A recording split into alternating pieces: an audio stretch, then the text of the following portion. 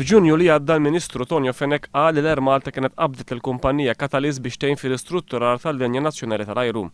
Qatt ma ntqal fil-pubbliku kemm tħallset din il-kumpanija għax-xogħol tagħha. Fi stqarrija l-Air Malta kienet qalet li huwa magħruf pubblikament li l-kap eżekuttiv ġdid tagħha Peter Davis ħaddem il-qrib mal-kumpanija Catalyst fuq numru ta' proġetti.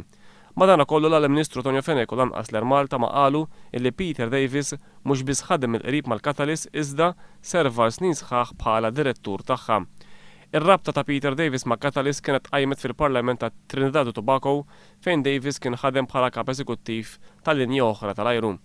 Tirriżulta wkoll mill-Company House Ingliża illi fija hemm irreġistrati l-kumpaniji kollha Ingliżi fejn joħroġ li Davis serva għal numru ta' snin bħala direttur ta' din il-kumpanija. Waqt li servi bħala kap eżekuttiv tal-Air Malta bi ħlas ta' €900,000 fis-sena, Davis jmexxi wkoll lukanda fl-Ingilterra.